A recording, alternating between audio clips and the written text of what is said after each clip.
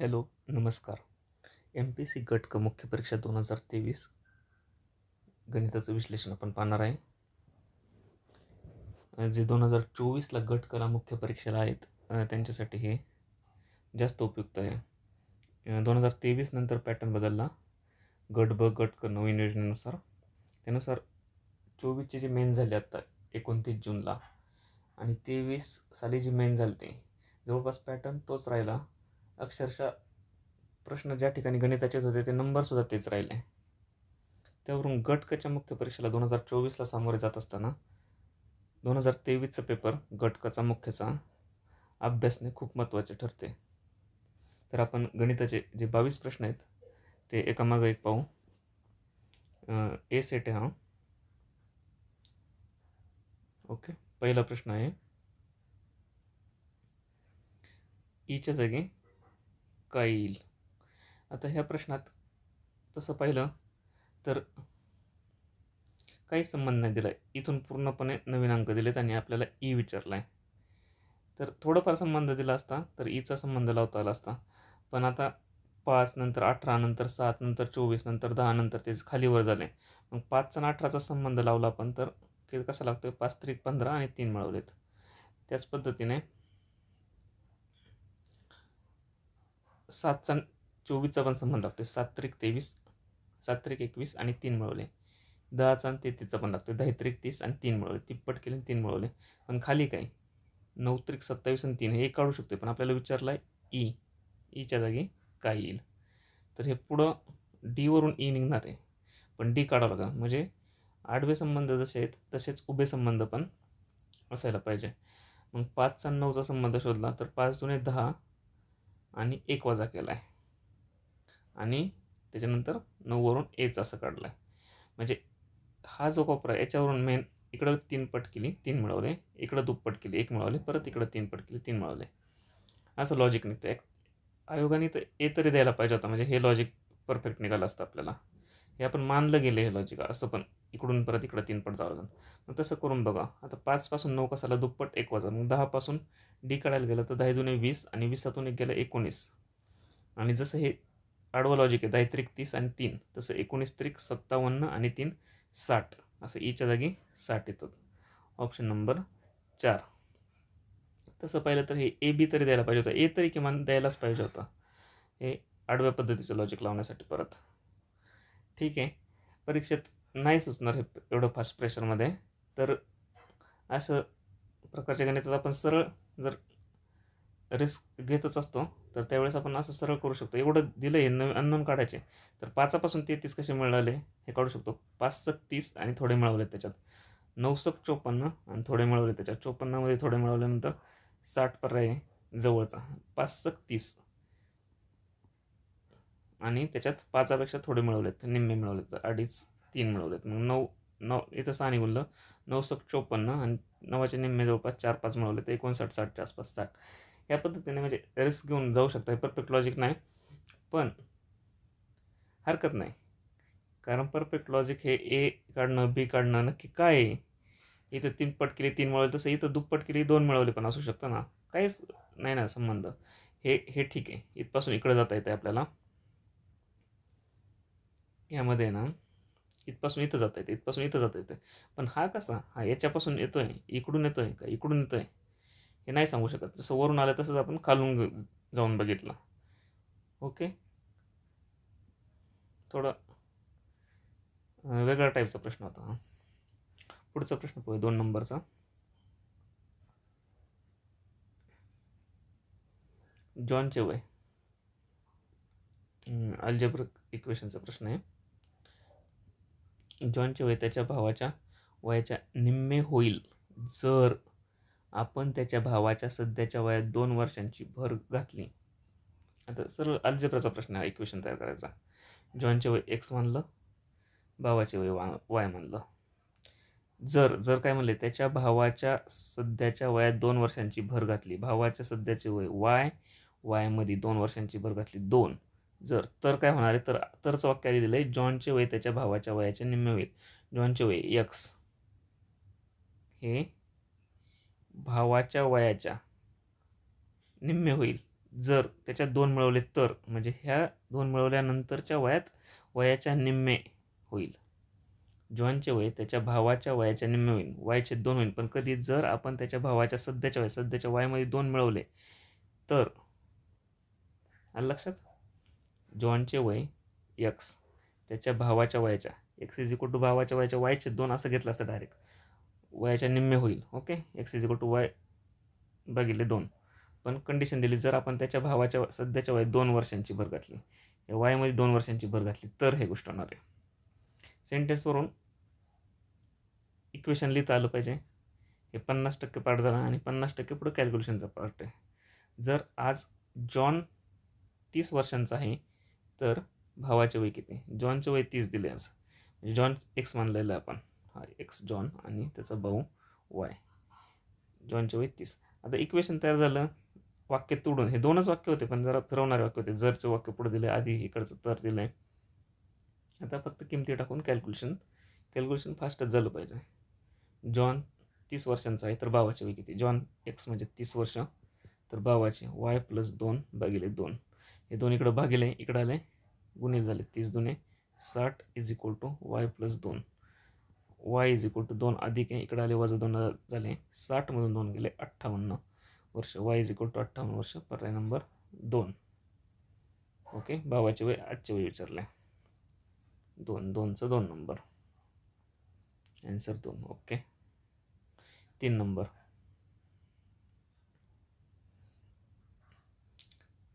काय म्हणलं प्रश्नात? एका 30 मुलांच्या रांगेमध्ये पी हा उजव्या टोकापासून 4था आणि डब्ल्यू हा डाव्या टोकापासून 10वा आहे. 30 मुलांच्या रांगेत पी हा उजवा भाग म्हणजे इकडून 4था, पी हा 4 नंबरला आहे. ओके, त्याच्या इकडे किती जण असणार आहे? म्हणजे 3 जण असणार आहे फिक्समध्ये. डब्ल्यू हा डाव्या टोकापासून इकडून 10वा आहे. डब्ल्यू हा 10 नंबरला आहे, म्हणजे त्याच्या इकडे किती असणार आहे? 9 जण असणार आहे. पी आणि डब्ल्यू मध्ये किती मुले आहेत? आता पी आणि डब्ल्यू यांच्या मधली मुलं विचारलं, या दोघांच्या मध्ये किती जण उरतात? एकूण 30 जण आहेत.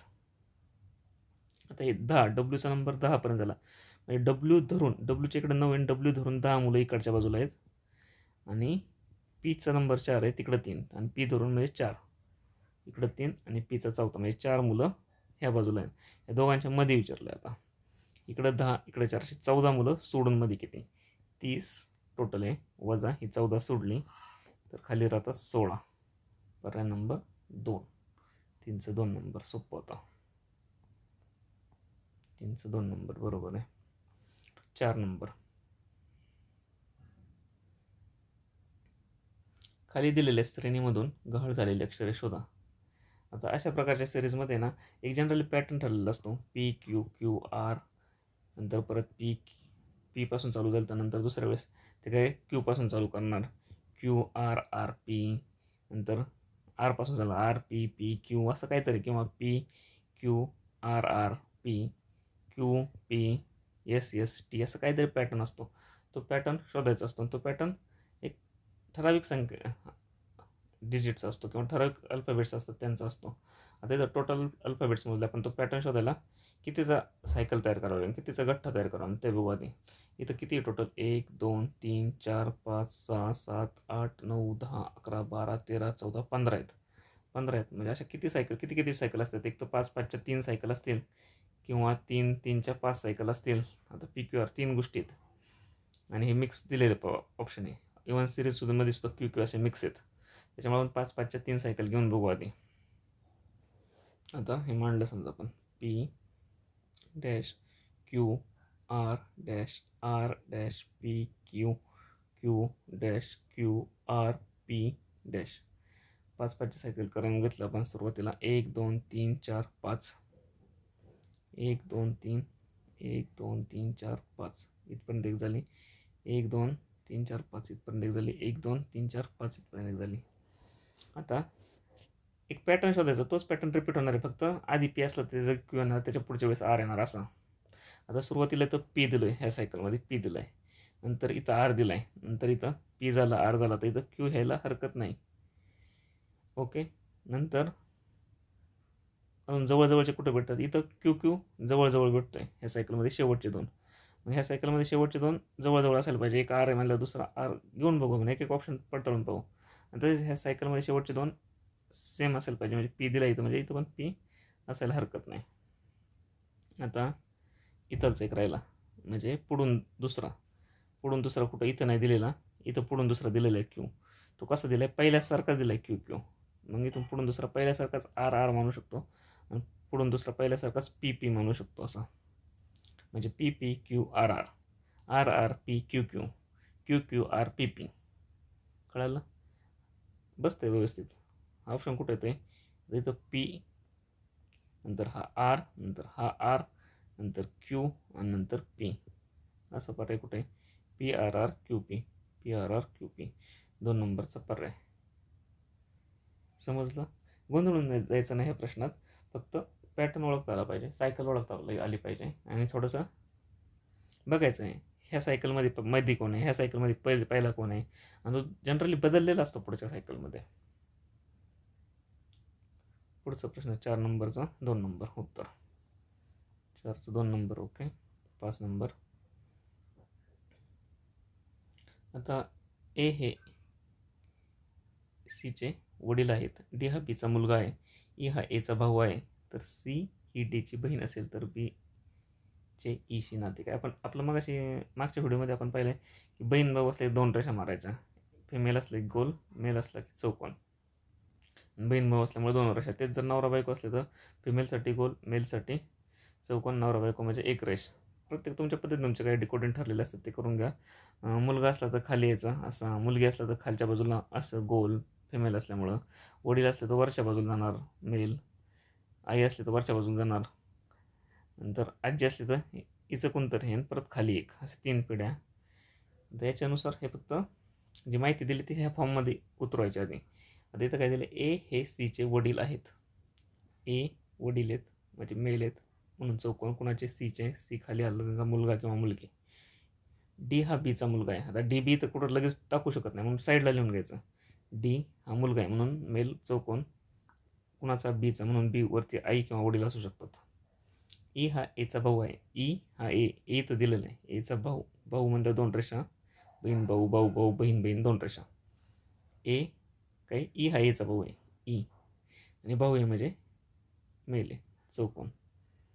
सी ही डीची बहीण असेल, सी ही सी दिलेली तर ही बहीण आहे म्हणजे गोल झाली फिमेल. कोणाची बहीण आहे, डीची, म्हणून 2 रेषा, बहीण असल्यामुळे 2 रेषा डीची, डी इथं दिले. डी काय इथं, आता डी बी हे इथं, आता डी इथं एक आला ह्याच्यात, मग बी पण आणू शकतो आपण तसंच. डी आता पुरुष आहे आणि बी कोण आहे, त्याचे पॅरेंट्स आहे. आता डी सी बहीण भाऊ इथे आणि त्यांचे वडील ए आहेत आणि पॅरेंट्स बी पण आहे. आता ए वडील दिलं म्हणजे पॅरेंट्स बी असल्यामुळं बीत काय होणार, 100% आई होणार, आणि ती आई असल्यामुळं एची बायको होणार म्हणून 1 रेष. समजलं? बीची आई, डीची आई बी, डीची आई बी म्हणजे डीचा भाऊ सी, सीचे वडील ए आणि त्यांचे बायको बी, म्हणजे बीची ही 2 बहीण भाऊ मुलं आहेत आणि एची पण त्याचे, हे दोघं नवरा बायको आहेत. सी ही डीची बहीण असेल तर बीचे ईशी नाते काय, बी, बी कुठे आहे आता, बीचे ईशी नाते काय. आता हे कसं बघायचं असतं इंग्लिशमध्ये, how B related to E, how is B related to E, म्हणजे ईच्या दृष्टीने बी कोण आहे, ईच्या दृष्टीने बी हा भावाची बायको आहे, वहिनी आहे, आणि वहिनी तर काय पर्याय नाही आहे. इंग्लिशमध्ये पाहिलं तर how is B related to E, म्हणजे ईच्या दृष्टीने कोण आहे, भावाची बायको म्हणजे वहिनी. आणि मराठीत काय म्हणजे बीचे ईशी नाते काय. आणि मराठीत इंग्लिशमध्ये क्लिअर करतं ईच्या दृष्टीने कोण आहे, पण मराठीत काय कळतं, एक तर असं नातं लावा नाही तर असं लावा, असा पर्याय नाही म्हणून आपण असं लावलं तर नवऱ्याचा भाऊ म्हणजे दीर, पर्याय नंबर 3. ओके. 5/3. 6वा प्रश्न, जर ए प्लस बी म्हणजे, परत तसाच प्रश्न आला, ए प्लस बी म्हणजे ए हा बीचा भाऊ आहे. आता इथं कसं लिहायचं असतं, एक थोडी थेअरी सांगतो आधी. ए प्लस बी आहे, आता आपल्या मगाशी गोल चौकोन त्याच्यात कसं उतरायचं, तर ए प्लस बी म्हणजे ए हा बीचा भाऊ आहे. भाऊ म्हणलं आपण काय करतोय, चौकोन करतोय. भाऊ म्हणलं चौकोन करतोय कोणाचा तरी. आता ए प्लस बी आहे, तर इथं बघा ए प्लस बी आहे समजा, म्हणजे ए हा भाऊ आहे कोणाचा, बीचा, असं येणार त्याचं मॅथम आपल्या कोडिंग फॉर्ममध्ये. याचा अर्थ काय, ए हा बीचा भाऊ आहे. आता ए वजा सी म्हणजे काय, ए ही बीची बहीण आहे. बहीण म्हणल्यावर फिमेल झाली गोल आणि कोणाची बीची. पण बी इथं बीचं जेंडर माहीत नाही, तर स्त्री असू शकतो किंवा पुरुष असू शकतो, म्हणून त्याला चौकोन पण नाही केला आणि गोल पण नाही केला. तसंच इथं पण आहे. पण हा पहिला जो कॅन्डिडेट आहे ह्या इक्वेशनमधला, त्याचं जेंडर माहिती आहे. बहीण आहे असलं तर स्त्री, भाऊ असलं तर पुरुष, वडील असले तर पत्नी असले तर. त्याच्यामुळे पहिल्याला आपण हे असं लिहू शकतो. परीक्षेत प्रत्येक गोष्ट लिहित नाही बसायची. परीक्षेत फक्त प्लस प्लस दिला इथं. प्लस म्हणजे ए हा बीचा भाऊ आहे, प्लस म्हणजे असं लिहायचं. आता प्लसच्या इथं जो इकडच्या बाजूला जो असन तो इथं चौकोनात येईन. फक्त त्याचा अर्थ काय झाला, हा प्लसच्या इकडच्या बाजूचा इथं चौकोनात घ्यायचा आणि तो भाऊ आहे. कळालं? ठीक आहे. आता आपण लिहून घेऊ. ही थिअरी झाली, थिअरी सांगितली आता. आता याच्यावरून लिहून घेऊ. ए प्लस बी, ए लिहायचीच गरज नाही तशी, फक्त प्लस लिहायचं. प्लस म्हणजे काय, ए हा बीचा भाऊ आहे म्हणजे हा पहिला भाऊ होणार दुसऱ्याचा. मायनस म्हणजे काय, ए ही बीची बहीण आहे म्हणजे ही बहीण होणार, जी पहिले बाजूला असेल ती बहीण, म्हणजे 2 रेषा आल्या पुढं. गुणिले, गुणिले म्हणजे पत्नी झाली. गुणिले म्हणजे पत्नी, पत्नी असल्यावर 1 रेषा आली. पत्नी स्त्री फिमेल म्हणून गोल आणि नवरा बायको पत्नी म्हणून 1 रेषा. भागिले, भागिले म्हणजे ए हे बीचे वडील आहे म्हणजे पहिली गोष्ट अशी वडील येणार वरती, जो खाली असणार तो खाली येणार. लक्षात? तर खालीलपैकी कोणता पर्याय ओ हा एलचा मुलगा आहे हे दर्शवतो. आता एवढं लिहिलं आपण इथं. आता ओ हा एलचा मुलगा आहे हे कसं लिहिणार आपण, ओ हा मुलगा आहे एलचा. ओके, ओ मुलगा आहे म्हणजे तो मेल झाला. आणि मेल ओ येण्यासाठी एक तर ओच्या नंतर अधिक चिन्ह पाहिजे. ओच्या नंतर अधिक चिन्ह असतं तर आपण ओ असा टाकला असता, भाऊ झाला असता. किंवा ओच्या नंतर इथं भागिले चिन्ह पाहिजे म्हणजे तो वडील झाला असता ओ असा. म्हणजे ओच्या नंतर अधिक असतात, भागिले असला तरच तो मुलगा होणार आहे, मेल होणार आहे. मग वजा आणि गुणागले असतं तर ते जेंडर फिमेल झालं असतं, म्हणून ते घेणार नाही. म्हणजे ओ नंतर अधिक किंवा वजा भागिले कुठे आहे ते बघणार आपण. ओ नंतर अधिक किंवा भागिले कुठे आहे, जेणेकरून जेंडर त्याचं आधी कन्फर्म करू पर्यायानुसार. आता ओ नंतर इथं वजा आहे. ओ नंतर वजाचा अर्थ काय झाला, ओ नंतर वजा, वजा म्हणजे बहीण आहे. आणि आपल्याला काय विचारलं, ओ मुलगा आहे म्हणजे हे पर्याय जातो आहे. नंतर ओ नंतर इथं पण वजा आहे म्हणजे हा पण पर्याय जातो आहे. याचा अर्थ इथं काय अर्थ होतो बघा, ओ मायनस एन आहे. ओ मायनस, मायनस म्हणजे बहीण कुणाची, एनची. एनची बहीण ओ झाल्यानंतर ती काय झाली, स्त्री झाली. आपल्याला मुलगा पाहिजे म्हणजे ओ नंतरचा मायनसवाले पर्याय गेले. पहिला पर्याय गेला, दुसरा गेला. आता ह्या पर्याय चौथ्या पर्यायात ओ नंतर अधिक आहे. हां, इथं ओ नंतर अधिक आहे म्हणजे इथं अधिकवाला मेल हा बसू शकतो बरं का. आणि इथं ओ शेवटला आहे. शेवटला असल्यामुळे ओचं जेंडरच माहीत नाही, कारण अधिक चिन्हाचा जो इकडं असणार आहे, अधिक चिन्हाच्या जो इकडच्या बाजूला असणार आहे तो आपण इकडे लिहिणार आहे, एक्स वाय झेड काय असेल तो. त्याचं जेंडर माहीत नाही ना. अधिक चिन्हाच्या इकडे जो असणार तो 100% मेल असणार. त्याच्यामुळं ह्या पण पर्याय जेंडर कळत नाही.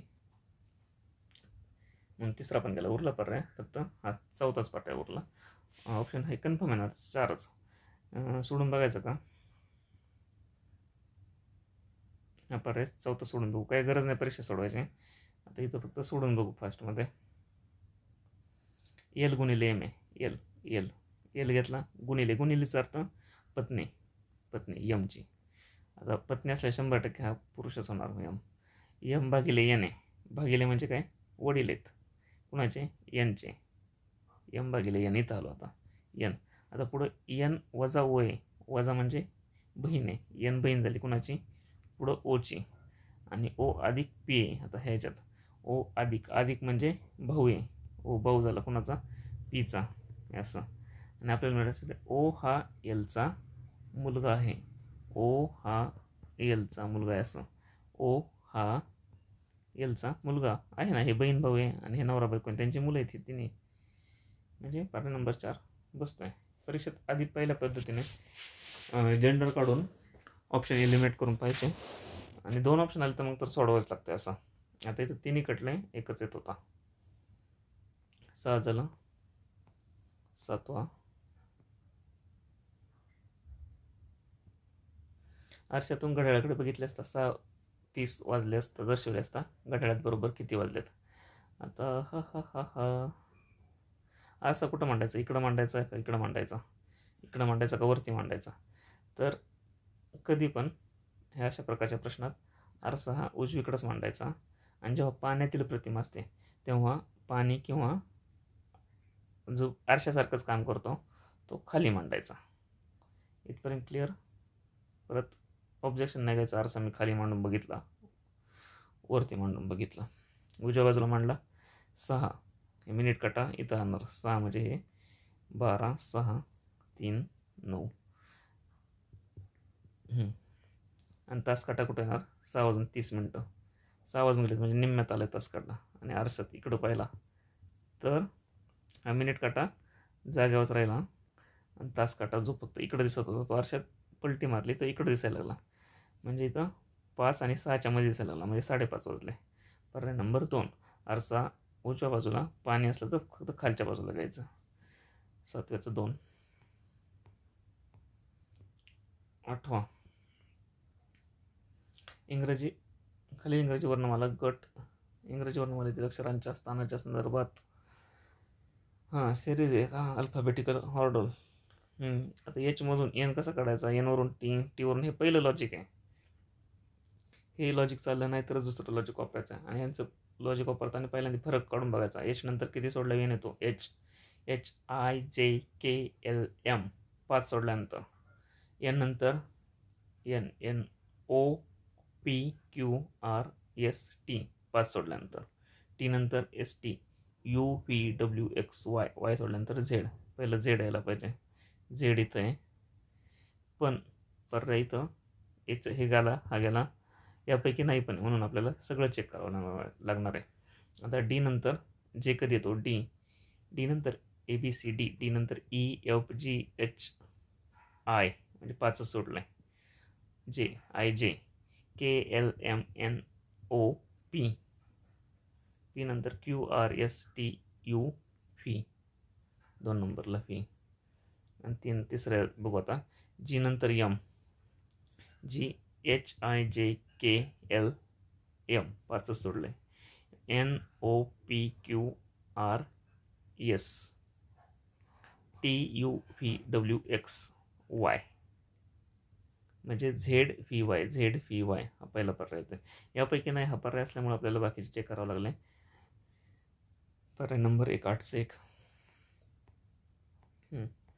9वा प्रश्न. उत्तीर्ण झालेल्या विद्यार्थ्यांची संख्या सर्वात कमी फरक आहे. गेल्या 5 वर्षातील अनुत्तीर्ण झालेली सरासरी संख्या किती? समान. आता हे उत्तीर्णवाले बरीव गेलेले आहेत आणि रेषा मारलेले अनुत्तीर्णवाले आहेत. 2015-16ची संख्या आहे, इकडे संख्या दिलेली 2016, 17, 18, 19, 20 असे. पहिला प्रश्न काय, कोणत्या वर्षी उत्तीर्ण झालेल्या आणि अनुत्तीर्ण झालेल्या विद्यार्थ्यांच्या संख्येत सर्वात कमी फरक आहेत? ह्याच्यातला आणि ह्याच्यातला कमी फरक सगळ्यात कमी तर वरवरती पाहिलं तर इथंच दिसतोय. बघा ना, इथं जास्त दिसतोय, इथं याच्यापेक्षा इथं एकदम थोडंसं दिसतंय. 2015-16 पहिलं, 2015-16 इथं आहे, 2015-16 इथं आहे, म्हणजे हा ऑप्शन गेला, हा ऑप्शन गेला. आता दुसरा प्रश्न इथं सोडवायची गरज नाही, कारण इथं 90 आहे, इथं 90 म्हणजे दुसऱ्याचं फिक्स ऑप्शन उत्तर 90 आहे. आता डायरेक्ट तिसरा सोडू. तिसराच इथं 4 दिले आणि 3 दिले. समान संख्येमध्ये विद्यार्थी किती वेळा नापास झाले? समान संख्या तर नापास झालेले हे असले आहेत, इथं झालेत, इथं झालेत, इथं म्हणजे 1, 2, 3, 4 इथं फक्त बदल आहे. 4 वेळा नापास झाले, मग 4 इथं आला. पर्याय नंबर 1, 9चं 1 नंबर.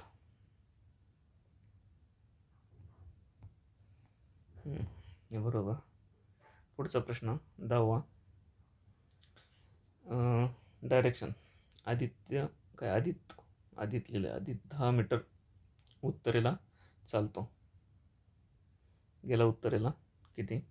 20 मीटर, 10 नाही, 20 मीटर उत्तरेला चालतो. मग तो उजवीकडे वळतो. उजवी दिशा कोणत्या त्याची? खालून वर आला इकडच्या बाजूला व 30 मीटर चालतो.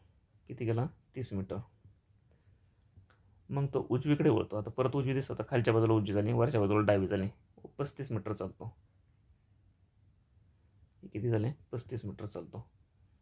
मग तो डावीकडे वळतो. आता वरून येताना त्याची डावी बाजू ही झाली इकडची आणि उजवी बाजू ही झाली. डावीकडे वळतो. 15 मीटर चालतो. आता किती? 15 मीटर चालतं आहे. मग तो पुन्हा डावीकडे वळतो. थांबा 2 मिनटं.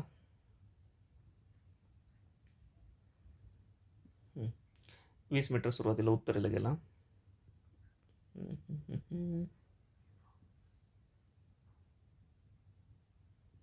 20 मीटर उत्तर. मग उजवीकडे 30 मीटर. मग परत उजवीकडे इकडं 35 मीटर. मग डावीकडे वळतो 15 मीटर. आता डावी दिशा कोणती झाली ह्याची? आधी उत्तरेला, मग उजवीकडे वळाला 30 गेला, मग उजवीकडे वळाला 35 गेला, मग डावीकडे. आता डावी उजवी ही झाली आणि डावी ही झाली. डावीकडे वळतो आणि 15 मीटर चालतो. मग तो पुन्हा डावीकडे वळतो 15 मीटर. आता परत डावीकडे वळला, म्हणजे आता उजवी इकडच्या बाजूला डावी इकडच्या बाजूला, म्हणजे डावीकडे वळतो परत 15 मीटर चालतो. तो त्याच्यापासून मूळ स्थितीपासून कोणत्या दिशेला किती मीटर दूर आहे? आता हे इथपासून तो त्याची मूळ स्थिती इथपासून आहे, तो आता इथं आहे. आता हे 20 हे 35 एक सरळ लाईन मारून बघितलं आपण तर हे 20ला 20 इथं आले आणि हे टोटल 35 आहे इथपासून इथपर्यंत. त्यातले 20 वरती म्हणजे खाली 15 असले पाहिजे आणि 15 तो इकडून येतोय, म्हणजे एका सरळ रेषेतच आला आहे आणि तो पूर्वेच्याच बाजूला आहे. पूर्वेच्या बाजूला एवढंच कळालं, म्हणजे पश्चिमचे ऑप्शन कळाले, पूर्वचे 2 ऑप्शन उरले. आता अंतर किती उरलं?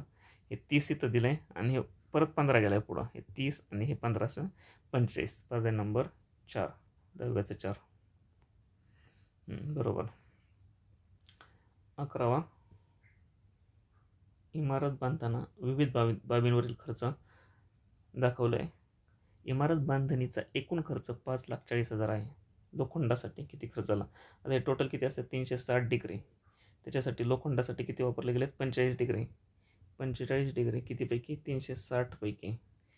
तर आपल्याला खर्च विचारला आहे लोखंडाचा, तर 5,40,000 पैकी किती? हे मांडणं एक भाग झाला आणि हे सोडवणं दुसरा भाग झाला.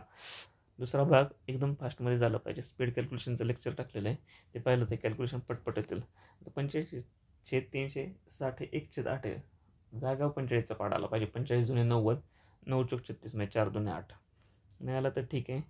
5 9 45, 5 असतं 35, खाली उरलं 1 5 2 10, 9 1 9, 9 8 72, म्हणजे 5,40,000 बघिले 8 8 45, 8 सक 48, 8 सक 48, खाली उरले 4 2 6 8 37 56, खाली उरले 4 8 45, 2 0 67,500.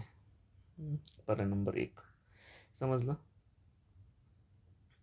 लोखंडाचा खर्च, लोखंड दिलंय डिग्रीत टोटल 45, टोटल किती? 360 पैकी.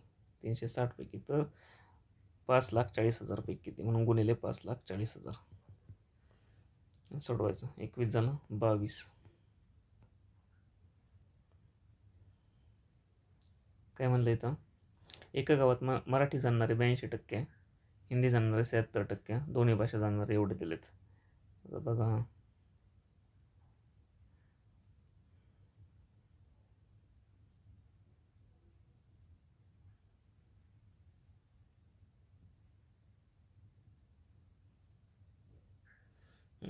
हे मराठी, हे हिंदी. मराठी जाणणारे 82% आहेत. टोटल 100 म्हणू आणि मराठी 82 म्हणू. 82 लोक. 76 लोक हिंदी, टोटल 100 पैकी. दोन्ही भाषा जाणणारे तर डायरेक्ट लोक दिलेत ते आपण एक्स मानले, कारण आपण 100 पैकी मानतोय.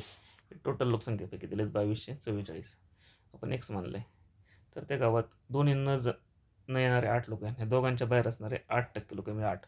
हे 100 पैकी आता 82, 76 आणि 8 बाहेर, या सगळ्यांची बेरीज 100 येणार. पण आता 82 कुठं? 82 मध्ये हा एक्स पण इन्क्लूड आहे आणि 76 मध्ये पण हा एक्स इन्क्लूड आहे. म्हणजे फक्त मराठी भाषा जाणणार किती आहे 82 मायनस हा एक्स केला, कारण हा हिंदी पण बोलणार आहे, मग तर फक्त मराठीवाले आले. तसेच 76 मायनस हा एक्स दिला सोडून तर फक्त हिंदीवाले आले. आता इथं बघा 82 मायनस एक्स हा काय झाला फक्त मराठी बोलणारे असे. नंतर 76 मायनस एक्स काय झाला फक्त हिंदी बोलणारे, दोन्ही बोलणारे हा एक्स आणि एकही न बोलणारे 8. आता कोणीही डबल येत नाही, त्याच्यामुळे हे सगळ्यांची बेरीज 100 आली पाहिजे. म्हणजे 82 मायनस एक्स हे फक्त मराठी बोलणारे, नंतर एक्स दोन्ही बोलणारे, नंतर 76 मायनस एक्स हे फक्त हिंदी बोलणारे, नंतर 8 हे 100 झाले. सोडवायचं आता. ह्या एक्सला हा एक्स गेला वजाला अधिक, नंतर 82 आणि 76 आणि 8, 6 आणि 2 7 8 8 8 16 हात झाला 1, 7 आणि 1 8 8 8 16 वजा X is equal to 100. X वजा इकडे गेला अधिक झाला 100, इकडे वजा झाले 166 वजा 100 66, म्हणजे 66 एक्स आला. हा जो एक्स आहे हा टक्क्यातला आहे, 66% आहे तो. आता हे 66 म्हणजेच किती दिले दोन्ही भाषा जाणणारे 2244. आता 66 म्हणजे 2066 म्हणजे किती 2244. तर आपल्याला गावची लोकसंख्या विचारली, म्हणजे लोकसंख्या किती 100 मानलेली आपण 100% झालं. हे इक्वेशन शेवटचं, याचं उत्तर म्हणजे आपलं उत्तर येणार फायनल. इथं 22 44 66 22च पाडायचं सरळ. 22 त्रिक 66, 22 1 22 वरून घेतला 4चा, 22 0 0 वरून घेतला परत 4चा, 22 2 44. 3 आणि भाग्य दिला 3 1 3, 3 त्रिक 9 खाली उरला 1, 3 चौक 12, 34 गुणिले 100 म्हणजे 3400, 3400 पर्याय नंबर 3. समजलं? हे असंच मांडत जाईल, उगाच 82 मानायचं आणि 1 एक्स कमी करायचा. कधी कधी 3 आल्यानंतर कन्फ्युजन होऊ शकतं, त्याच्यापेक्षा आपलं जे आहे ते प्रॅक्टिकल कधीच विसरणार नाही. 23 नंबरचा प्रश्न, हे 3 नंबर उत्तर ना, 3 नंबर 3400. 23 नंबरचा प्रश्न, सोबतच्या हिस्टोग्राममध्ये शेअरची 80% हे काय आहे स्टॅटिस्टिक्सचा जो कोर पार्ट आहे, मीन मेडियन मोड, त्याच्यावरती हा प्रश्न आहे. त्याच्यात ते क्युम्युलेटिव्ह फ्रिक्वेन्सी वगैरे बऱ्याच गोष्टी आहे, ते पूर्ण ते स्टॅटिस्टिक्स शिकवल्यानंतरच हा प्रश्न सांगण्यात पण मजा येईल. त्याच्यामुळेच एक लेक्चर घेतल्यानंतरच हा प्रश्न घेऊन, हा गेल्या 4 वर्षातला माझ्यामध्ये एकमेव प्रश्न आहे कोर स्टॅटिस्टिक्सवाला आलेला आहे. बाकी स्टॅटिस्टिक्सच्या नावाखाली 23-24ला सगळे डेटा इंटरप्रिटेशनचे प्रश्न आले, आणि डेटा इंटरप्रिटेशन पण एक प्रकारचं स्टॅटिस्टिक्सच आहे, त्याच्यामुळे काय नाही. ठीक आहे. 24वा प्रश्न, काय म्हणलं इथं, विकासचे गुण दिलेत, निकिताचे दिलेत, राहुलचे दिलेत गुण, राहुल निकिता विकास, आणि विधानं दिलेली आहेत. आता काय काय विचारले खाली, बरोबर विधान विचारले. चाचणी मालिकेत काय काय विधान आहे, चाचणी मालिकेत निकिताने राहुल व विकासपेक्षा जास्त गुण मिळवले. निकिताने कोणते मिळवले, हे गोल गोलवाले, इथं गोल गोल इथं गोल गोल असे, पण कोणत्या स्पेसिफिक चाचणीचा उल्लेख नाही, चाचणी 1 2 3 4. त्याच्यामुळे आपल्याला सगळ्या चाचण्यांची बेरीज करावी लागेल. सगळी विधानं तशी, चाचणी मालिकेत विकास यांच्यापेक्षा गुण कमी मिळाले, म्हणजे विकासचे पण 4ही चाचण्या.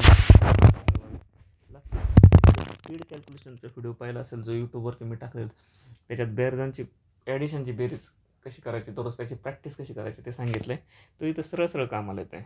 ती प्रॅक्टिस केली तरच कॅल्क्युलेशनचा स्पीड वाढणार आहे, आणि कॅल्क्युलेशनचा स्पीड वाढला तरच आपला टाईम वाचणार आहे, टाईम वाचला तरच जास्तीत जास्त प्रश्न सोडून होणार आहे, त्याच्याने स्कोर येणार आहे, त्याच्यानेच कट ऑफ पार होणार आहे. फक्त दररोजची ॲडिशनची मल्टिप्लिकेशनची प्रॅक्टिस पाहिजे, फ्रॅक्शनची एक प्रॅक्टिस पाहिजे रोजची, 15-20 मिनिटाचं काम येते फक्त. आता सगळ्यांचे तर सरळ सरळ करते, बेरजा काढल्याशिवाय आपल्याला कळणार नाही. आता विकासचे गुण काढू, आता बेरजा करू. विकास असा आहे रेषावाला, हा 60 झाला, हा नंतर इथं किती 50, 110 परत 60 170 आणि परत 80 250, म्हणजे विकास 250 आले, 4हीच असणार म्हणून. निकिता एक किती 40, इथं किती 60 100 झाले, 100 आणि 80 180 आणि परत 60 240, निकिता 240. राहुल शेवटचा 70 140 50 140 आणि 50 190 40 230. आता कशाला विकासला सगळ्यात जास्त गुण येते तसं पाहिलं तर इथं काय म्हणलं आहे, निकिताने राहुल विकासपेक्षा, निकिताने नाही मिळवले विकासने मिळवले, पहिलं वाक्य चुकीचं. नंतर दुसऱ्या वाक्यात काय दिलं आहे, विकासने राहुल व निकितापेक्षा कमी गुण मिळवले. कमी नाही मिळाले, विकासने जास्त मिळवले. तिथं वाचताना आपण इथं जास्त वाचले, मग परीक्षेत गडबडीत तिथं पण जास्त वाचतो, 2 नंबर ऑप्शन टिक करतो, पुढं जात पण नाही, पण इथं कमी म्हणलं आहे. नंतर चाचणी मालिकेत निकिता व राहुलने विकासपेक्षा जास्त गुण मिळाले. निकिता आणि राहुलने विकासपेक्षा कमी आहे दोघांचे पण, म्हणजे हे पण चुकतं, हे पण चुकतं आहे. चाचणी मालिकेत निकिता आणि राहुल या दोघांना विकासपेक्षा कमी गुण मिळाले. बरोबर आहे, या दोघांना पण विकासपेक्षा कमीच आहे. विकासला 250, यांना 240 आणि 230 यांना कमीच आहेत. म्हणजे पर्याय नंबर 4, 24चे 4 नंबर. ओके, आता हा प्रश्न आहे. आता इथं कसं आहे, हे अल्जेब्रा काय असेल ते इक्वेशन हे ना, तर एचा पी घात आहे आणि एचा क्यू घात आहे आणि त्यांचा गुणाकार आहे. बेस सम आहे, तर घातांकाची काय होते, पी प्लस क्यू बेरीज होते. एचा पी घात आहे भागिले एचा क्यू घात आहे. बेस सेम आहे, ए भागाकार आहे, तर भागाकार काय होते, घातांकाची वजाबाकी होते, पी मायनस क्यू आहे. हे माहीत पाहिजे एवढं तरी. आता सोडू प्रश्न. इथं काय दिलं आहे, 4चा बी वजा 4चा बी मायनस 1 इज इक्वल टू 24 आहे. तर आपल्याला विचारलं काय, 2bचा बी घात किती आहे. आता 4चा बी वजा 4चा बी मायनस 1 आहे, म्हणजे बी आणि भागिले 4चा 1 घेऊ शकतो ना. हे बघा, भागाकारीत असला ना असा, तर वरती जाऊन तो वजा होते, म्हणजे बेस सेम असला 4 तो वरती जाऊन हा 1 वजा होणार आहे, म्हणजे 4चा बी वजा 1 येणार आहे. 24 सोडवत जायचं सरळ सरळ जसं दिसतंय तसं. आता इथं 4चा 1 म्हणजे 4च घात झाला हा. मग आता छेद समान केला आपण 4, तर याला पण 4ने गुणावं लागेल. आणि हा 4 इकडं गुणाला आहे, आता इकडं भागिले, इकडं जाऊन गुणिले होईल. 4 गुणिले 4चा बी हा वजा 4चा बी इज इक्वल टू हा 4 इकडे गेला गुणिले 24 चोक 96. आता 4चा बी याच्यातला कॉमन काढू शकतो आपण. 4चा बी कॉमन काढला, कंसात इथं काय राहिले 4, आणि इथं 4चा बी कॉमन काढला म्हणजे इथं काय राहिले वजा 1 राहिले. हा तो सगळा कॉमन काढला म्हणजे एकच राहणार, इज इक्वल टू 96. आता 4 1 गेले 3, इकडं गुणिले 3 आहे, तिकडे जाऊन भागिले झाले 4चा बी, 4 1 गेले 3, 3 भागिले गेले 96 भागिले 3, 3 त्रिक 9 आणि 3 2 6. आता 4चा बी घात म्हणजे 32 झाले. 4 म्हणजे किती, पण 2चा वर्ग म्हणजे 4 आहे आणि त्याचा परत बी घात आहे म्हणजे 32 आहे. आणि 32 म्हणजे काय, 2चा वर्गाचा परत बी घात, आणि 32 म्हणजे काय, 2चा 5वा घात आहे. 2चा वर्ग 4 घन 8, 8 2 16, 14 16 2 32 5वा. आणि हे 2चा वर्गाचा बी घात होता, कंसाचा वर्ग म्हणजे यांचा गुणाकार करू शकतो आपण. 2चा 2b इज इक्वल टू 2चा 5वा घात. आता बेस समान झाला, इथं 2 आहे आणि इथं पण 2 आहे, म्हणजे हे वर्ष त्यांचे घात सेम असले पाहिजे, म्हणजे 2b इज इक्वल टू 5 झाले. म्हणजे b इज इक्वल टू 2 गुणिले इकडे गेले भागिले झाले 5 भागिले 2 2.5. b इज इक्वल टू 2.5 आलं. आता ती किंमत इथं ठेवली फक्त 2.5. 2 हेच विचारलं ना आपल्याला शेवटी, बी 2bचा बी घात किती, 2b किती 2.5 चा बी घात, बी घात म्हणजे किती परत 2.5. 2.5 गुणिले 2 5, 5चा 2.5वा घात. आता 5चा 2.5वा घात किती येणार, 5चा वर्ग आणि 5चा घन यांच्यामध्येच येणार. 5चा वर्ग 25 आणि 5चा घन 125, या दोघांच्या मध्येच पाहिजे. पहिला ऑप्शन 25 आहे, 25 तर नसणार आहे, दोघांच्या मध्ये असणार आहे 2.5 घात. नंतर हा ऑप्शन 125 125 पण नसणार आहे, 25 आणि 125च्या मध्ये पाहिजे. नंतर 5√5, 5√5ची किंमत अंदाजे 2.441 काहीतरी येते, म्हणजे 5 2 10 आणि 15पर्यंत जाईल जास्तीत जास्त.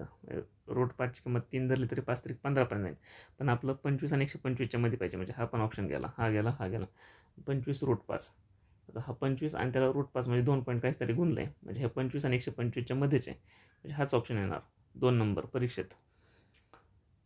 म्हणजे 5चा 2.5 घात, म्हणजे अशा पद्धतीने शॉर्ट पद्धतीने आपण ऑप्शन एलिमिनेट करू शकतो शेवटच्या स्टेजला, किंवा काढायचंच ठरलं 5चा 2.5 घात, ते पण काही एवढं अवघड नाही आहे, पण विनाकारण कशाला.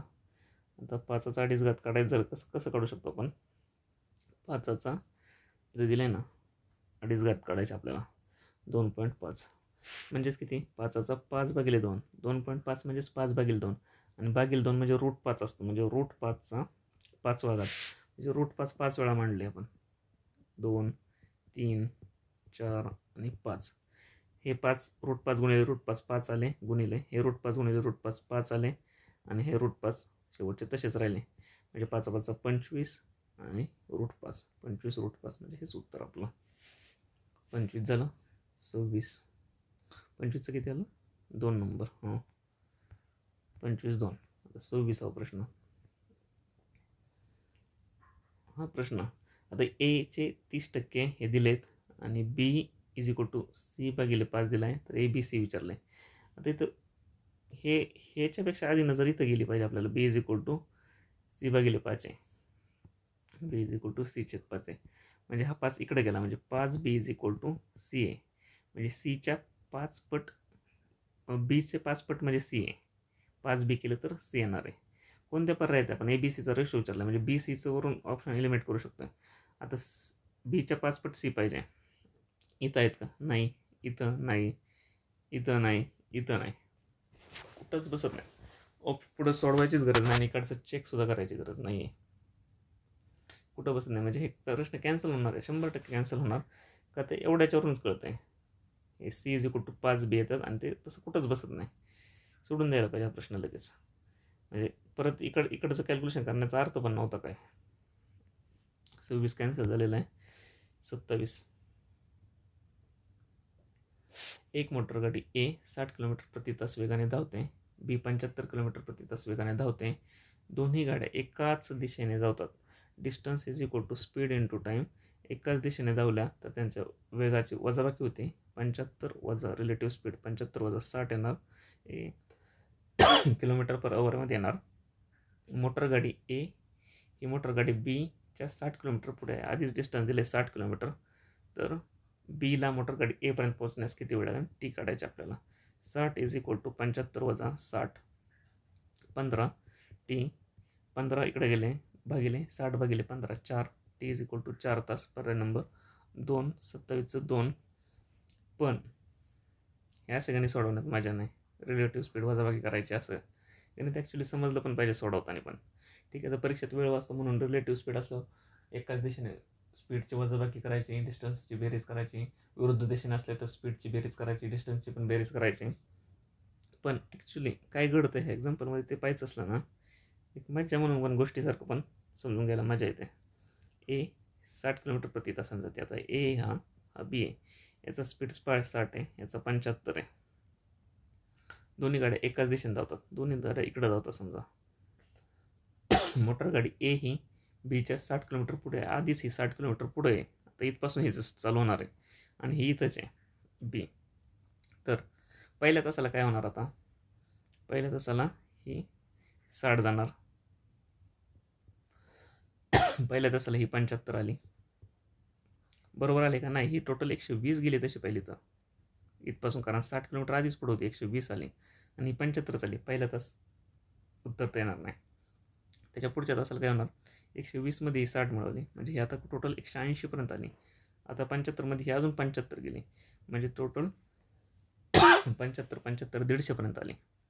ही 180ला गेली, ही 150ला गेली. अजून पण दुसऱ्या तासानंतर पण ते भेटले नाही एकमेकांना. तिसऱ्या तासाला ही 180मध्ये परत 60 गेली, 240, आणि ही 150मध्ये परत 75 गेली, 225. अजून पण गाठला नाही. ही 240वरती, ही 225वरतीच आहे. 3 तास झाले. चौथ्या तासाला ही 240मध्ये परत 60 गेले, 300 किलोमीटरवर आली आणि ही परत 75 गेली, 225 अधिक 75 परत ही 300 किलोमीटर. आता इथपासून ही पण 300 किलोमीटर आहे आणि ही पण 300 किलोमीटर आहे. आणि आपल्याला विचारलं आहे कधी ते दोघी एकत्र येतील, तर इथं येतील 300 किलोमीटर नंतर. आता किती तास झाले, हा पहिला, हा दुसरा, हा तिसरा आणि हा चौथा. समजलं? 4 तासानंतर. पर्याय नंबर 2. असं सोडवलं तर एक लक्षात येतं ना की कोणती गाडी कुठं गेली. किंवा पुढं प्रश्नात असं सुद्धा मॉडिफाय करू शकतो, किती किलोमीटर झाल्यानंतर, एचे किती किलोमीटर प्रवास झाल्यानंतर त्या गाड्या एकमेकांना भेटल्या. एचे 300 किलोमीटरवरती भेटले, पण प्रवास किती झाला आहे, 60 किलोमीटर सोडून द्यायच्या आधीचे, कारण ती 60 किलोमीटर आधीच पुढे जाऊन बसली होती. मग 300मधून 60 गेले, 240 किलोमीटर नंतर ते A पासून 240 किलोमीटर गेल्यानंतर ते एकमेकांना भेटले. किंवा B 300 किलोमीटर गेल्यानंतर ते एकमेकांना भेटले. 27 झालं. 28 2 नंबर 27 2 हा 4 28. आता इथं काय दिलं आहे 3.07चा वर्ग आणि 0.01चा वर्ग. आता 0.01चा वर्ग, आता याचा वर्ग ॲक्च्युअल काढला तो 0.0001 काहीतरी येणार, कारण हे 2 घरं आहे त्याचे 4 घरं तर होणार, म्हणजे हा फरक खूप कमी राहणार आहे. आणि 3चा 0.7 आहे, म्हणजे हा पुढचा पण इम्पॅक्ट खूप कमी राहणार आहे. म्हणजे याचं ओव्हरऑल काय असणार आहे 3चा वर्गच असणार आहे, म्हणजे तो 9 झाला. आणि याचा ओव्हरऑल काय असणार आहे, हे तर एकदम निग्लिजिबल झालं. आणि हे किती झालं 0.3चा वर्ग. 0.3चा वर्ग म्हणजे किती झाला तो 3 त्रिक 9 आणि 2 घर इकडे आले म्हणजे 0.09. आणि हे सोडवायचं, हे 2 पॉईंट इकडे गेले 9 झाले खाली, म्हणून 2 पॉईंट इकडे गेले आपण, पण वरती 2 घर गेलो 2 शून्य दिले, 2 घर इकडे गेले 2 घर इकडे गेले म्हणजे 900 भागिले 9 100. पर्याय नंबर 1. हे सरळ सरळ दिसतंय तसा, त्याचा फरक मोजला नाही पाहिजे. जर लईच टेक्निकली सोडवायचं झालं तर आपण असं सोडू शकतो. हे 3.07 आहे. आता हे 3.07 गरज नाही, असं सोडायचं परीक्षेत. चा वर्ग, आता कसं टेक्निकली तुम्हाला ते सांगतो.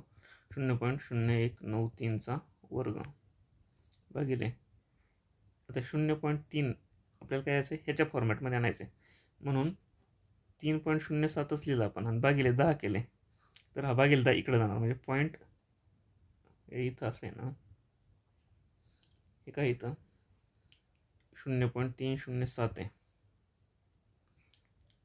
पण आपण याला भागिले 10 केले आणि गुणिले पण 10 केले, तर उत्तर काय बदलणार का, नाही बदलणार. म्हणजे एक घर आपण इकडे गेलो थोडक्यात उजव्या बाजूला, म्हणजेच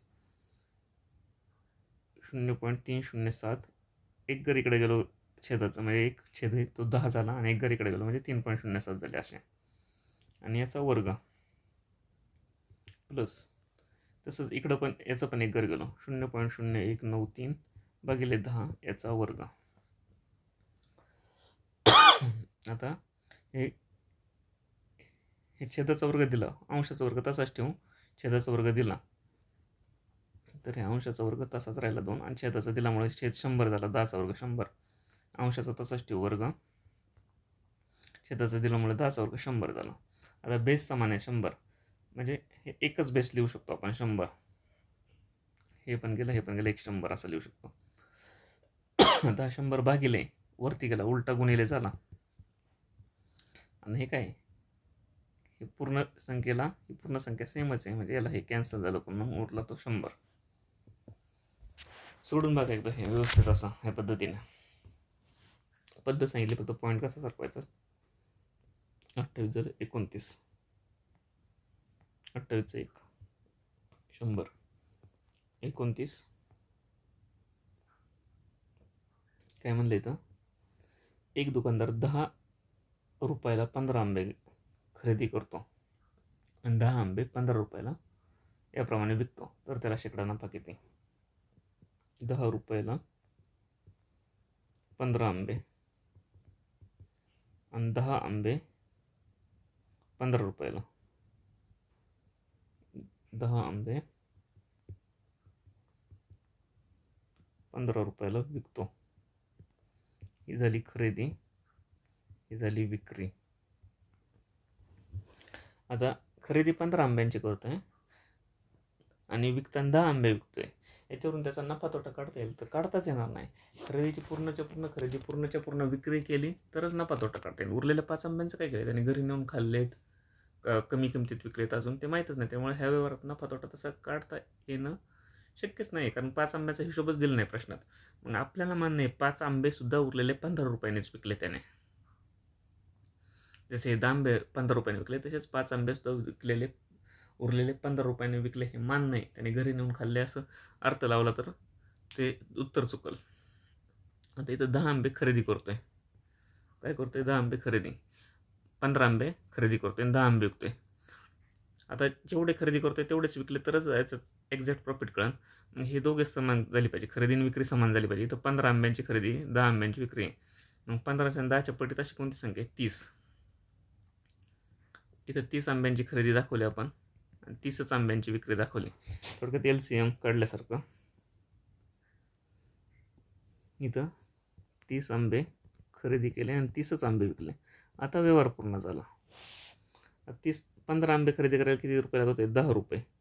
तर त्याचे डबल आंबे खरेदी केले 30 आंबे, तर किती रुपये लागणार आहे? 10चे डबल 20 रुपये लागणार आहे. ओके. आता 10 आंबे विकत होता तो 15 रुपयात. तर आता 3 पट आंबे विकतोय, 30 आंबे म्हणजे 10चे 3 पट आंबे केले म्हणून 15 रुपयाचे पण 3 पट होणार. 15 ते 45 रुपयात विकले त्याने. 30 आंबे खरेदी केले, 30 आंबे विकले. व्यवहार व्यवस्थित झाला. 20 रुपयाला खरेदी केले, 45 रुपयाला विकले. म्हणजे आता 20 रुपयावरती 45 रुपये मिळवलेत. 20 रुपयाचे 45 झालेत. म्हणजे 20वरती जास्तीचे किती मिळवले? 25. 45मधून 20 गेले 25. तर 100चे किती? 20 × 20, 20 × 5 100, 25 × 5 125%. पर्याय नंबर 4. खरेदी आणि विक्री सेम केली तर त्याच्या किमती काढल्या आणि खरेदी 20 रुपयाची, विक्री 45 आहे. म्हणजे 20वरती 25 रुपये एक्स्ट्राचे आहेत. 20वरती 25 म्हणजे 100वरती 125. आणि शेकडा नफा विचारला म्हणजे 125%. पर्याय नंबर किती? 4. 4 नंबर. आता ह्या गणितात बघा, ही दिलेली आहे, ही पण दिलेली आहे. तर आपल्याला याची व्हॅल्यू विचारलेली आहे. आता याचं काय केलं तर आपल्याला ही व्हॅल्यू भेटेल. बरं, याचा वर्ग केला तर √x अधिक 1/√x. SSCGL ह्या टाईपचे बरेच गणित असतात बरं का. याचा वर्ग केला तर काय होणार आहे? a वर्ग, a अधिक bचा वर्ग आहे थोडक्यात. a वर्ग अधिक b वर्ग अधिक 2ab हे त्याचं उत्तर. त्याचा a वर्ग म्हणजे x √x वर्ग x झाला, अधिक b वर्ग 1/√x वर्ग म्हणजे 1/x झाला, याचा वर्ग a वर्ग अधिक b वर्ग अधिक 2ab. 2 गुणिले a किती आहे? √x आणि b किती आहे? 1/√x. हे काढायचे आपण. आधी वर्ग केला तर हे आपण काय मानलं समजा, हे जे दिले त्यांनी, हे विचारलंय, हे आपण समजा p मानलं. हा जी भाग आहे तो p मानला. आता याचा वर्ग केला इथं म्हणजे = याचा पण वर्ग झाला p वर्ग = p वर्ग. ठीक आहे. याचा वर्ग केला म्हणून पुढं जे मानले p त्याचा पण वर्ग केला. आता हे √x भागिले √x गुणिले हे गेलं म्हणजे x + 1/x अधिक 2 = pचा वर्ग आला. आता ही व्हॅल्यू बघा ना, इथं x + 1/x इथं आहे, x + 1/x किती? 5.5 आहे. म्हणजे याच्या जागी आपण 5.5 टाकले, अधिक हे 2 = pचा वर्ग. 5.5 आणि 2 म्हणजे 7.5 = pचा वर्ग झाला. वर्गमूळ घेतला, pचा वर्गमूळ, p वर्गाचं वर्गमूळ p आणि हे 7.5 अंडर आले 7.5. म्हणजे आपल्याला विचारलं होतं p काढायला, p किती आला? √7.5. पर्याय नंबर 2. 2 नंबर. ओके. 31. 4 पुरुष एक काम 8 दिवसात पूर्ण करतात. तेच काम 8 स्त्रिया 16 दिवसात पूर्ण करतात. हेच काम 4 पुरुष 4 स्त्रिया किती दिवसात पूर्ण करतील?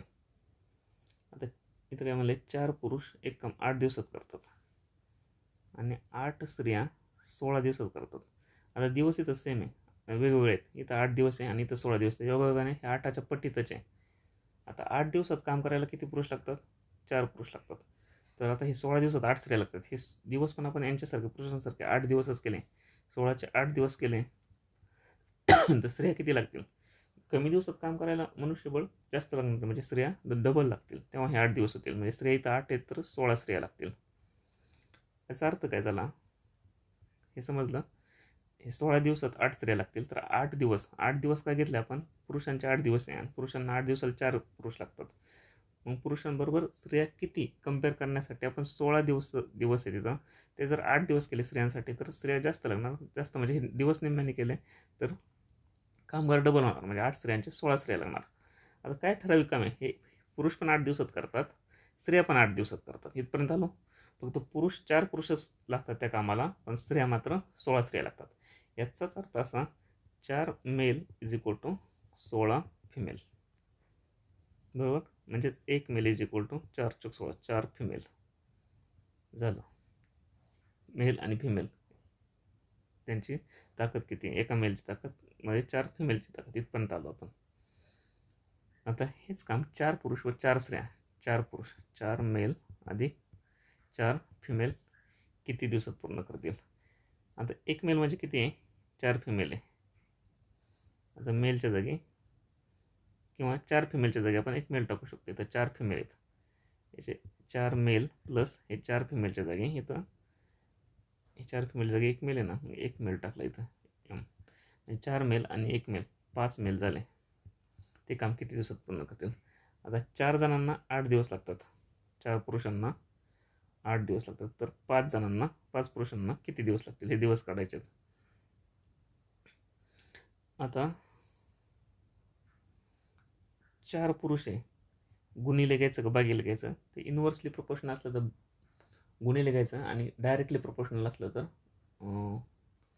ए डायरेक्टली प्रोपोर्शनल असला बी तर इकडे येऊन भागिले होणार, आणि ए इन्व्हर्सली प्रोपोर्शनल असला बी तर इकडे येऊन गुणिले होणार. म्हणजे काही लक्षात फॉर्म्युला वगैरे लक्षात ठेवायची गरज नाही, चालूमध्ये फक्त विचार करायचा. 4 पुरुष आहेत, 4 पुरुष आहेत, त्यांना 8 दिवस लागतात. 4 पुरुष, जर पुरुष वाढवले तर दिवस वाढतील कमी होतील, कमी होतील. म्हणजे इन्व्हर्सली आहे, म्हणजे 8 गुणिले आलं तर 5 पुरुषांना किती इज इक्वल टू 5 पुरुषांना किती दिवस.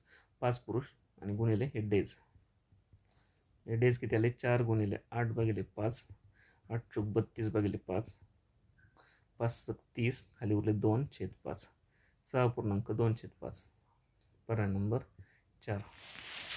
समज मेल आणि फिमेल एकत्र केले, किती मेल बरोबर किती फिमेल हे इक्वेशन बनवलं आणि ते शेवटच्या याच्यात टाकलं. हे समजलं की काही जण वेगवेगळे फॉर्म्युला वापरतात, पण बरेच किचकिट दिला मोठं गणित तर ते फॉर्म्युला विसरून जातो किंवा फॉर्म्युलाचा चुकीच्या पद्धतीने वापर होतो. त्याच्यापेक्षा सरळ विचार करा ना, इथं 4 पुरुषांना 8 दिवस लागतात. पुरुष वाढवले तर दिवस कमी होणार आहे, पुरुष कमी केले तर साहजिकच मनुष्यबळ कमी झालं दिवस वाढणार आहे. म्हणजे इन्व्हर्सली प्रोपोर्शन आहे, आणि इन्व्हर्सली प्रोपोर्शन हे असं असल्यानंतर इकडे शेवटी गुणाकार होतो त्याचा. म्हणून 4 गुणिले 8 इज इक्वल टू 5 गुणिले डेज, 8 चौक 32 भागिले 5. असं मोठमोठे फॅक्टर्स आणले नाही याच्यात, तर ते इन्व्हर्सली का डायरेक्टली प्रोपोर्शन आहे ते काढायचं, गुणाकार ठेवायचं का भागाकार ठेवायचा करत जायचं.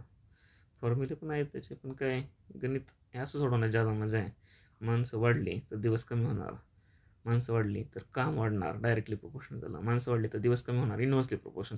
समजून घेऊन गोष्टीसारखं सोडवण्यात जास्त मजा वाटते मला तरी, फॉर्म्युला बेस सोडवण्यापेक्षा. 32 शेवटचं 1 तास होत आलाय. 32 काय दिलं आकृतीत ABCD हा चौरस वर्तुळात कोरला आहे. हा ABCD चौरस आहे, वर्तुळाचा परिघ हा दिलेला आहे. तर रेखांकित भागाचे वर्तुळाचा परीघचं सूत्र काय, 2πr दिलं आहे. किती आहे, 2π√x आहे. 2π 2π गेला, r is equal to √x झाला. म्हणजे थोडक्यात आपल्याला वर्तुळाची त्रिज्या भेटली, ही त्रिज्या झाली √x. तर आपल्याला काय विचारलं आहे, आता वर्तुळाची त्रिज्या मिळाली. वर्तुळाचं क्षेत्रफळ काय आहे, क्षेत्रफळ वर्तुळाचं πr². πr किती दिला आहे आपल्याला, r आला आता √x, √x² म्हणजे πx हे वर्तुळाचं क्षेत्रफळ झालं. आता हे πx हे वर्तुळाचं क्षेत्रफळ मिळालं, त्याच्यातून हे चौरसाचं क्षेत्रफळ वजा केलं तर हे रेखांकित भागाचं क्षेत्रफळ मिळालं, म्हणजे πx. आता हे वर्तुळाचं झालं. आता आपण चौरसाचं क्षेत्रफळ काढून दोघांची वजाबाकी करू. चौरसाचं इथं येईल, चौरसाचं क्षेत्रफळ काढायला हे बाजू माहीत पाहिजे, बाजूचा वर्ग हे सूत्र आहे. आता इथं कर्ण माहीत झालं आपल्याला, हे √x, आणि तसंच इकडं पण √x असणार, इकडची त्रिज्या. म्हणजे हा डायमीटर किती होणार, √x आणि √x म्हणजे 2√x होणार. आता इथं पायथागोरसचा थेरम वापरलं तरी सुटते, काय ते 45 sin cos tan असं माहीत असण्याची पण गरज नाही आहे, कारण चौरसाची ही बाजू सेमच आहे. ही पी मानली तर हे सगळ्या पीस होणार आहे. आणि चौरसाचं क्षेत्रफळ त्रिकोणाचं हे फॉर्म्युला काय आहे, कर्णाचा वर्ग म्हणजे 2√x हा कर्ण आला आपला, हा कर्ण आला आहे √x आणि √x. 2√x कर्णाचा वर्ग इज इक्वल टू 2 काटकोन करणाऱ्या बाजूंची बेरीज, वर्गांची बेरीज, पी वर्ग प्लस पी वर्ग. पी वर्ग आणि पी वर्ग 2p वर्ग, हे 2चा वर्ग 4 झाला, √x वर्ग 1 झाला. ओके, हा 2 इकडं गुणिले इकडं आला भागिले झाला, 4x भागिले 2 2x is equal to P वर्ग. आणि पी वर्ग काय आपलं, पी गुणिले पी, पी वर्ग म्हणजे चौरसाचं क्षेत्रफळ आहे पी वर्ग, पी बाजू मानली ना. आणि पी वर्ग किती आले, 2x आले, म्हणजे किती झालं 2x. आणि या गोलाच्या क्षेत्रफळातून चौरसाचा गेला म्हणजे πx वजा हे 2x, हे रेखांकित भागाचं क्षेत्रफळ मानलं. πx वजा 2x, पर्याय नंबर 2, 32चं 2 नंबर बरोबर. कळलं, कुठं 45ची गरज नाही, 45 साईन कॉस टॅनची गरज नाही. बेसिक कर्णाचा वर्ग इज इक्वल टू काटकोन करणाऱ्या बाजूंच्या वर्गां, काटकोन करणाऱ्या बाजूच्या वर्गांची बेरीज, वर्तुळाचं पायार वर्ग झालं. ग्रुप सीचा जो ह्या वर्षी होणारा पेपर सप्टेंबरमध्ये, आय थिंक 22 सप्टेंबरला, तर त्यासाठी हे प्रश्न व्यवस्थित बघा. ह्याच प्रकारचे प्रश्न येणार आहेत. गट ब ला 2023 आणि 2024चे पेपर बघा, मराठी इंग्लिश पण आणि GHचे पण. काहीच बदल नाही, काहीच लिटरली. त्याच्यामुळे हा पेपर खूप महत्त्वाचा आहे ग्रुप सीचा 2024चे जे मेन्स देणार आहे सप्टेंबरमधले. ओके, पाहिल्याबद्दल थँक्स.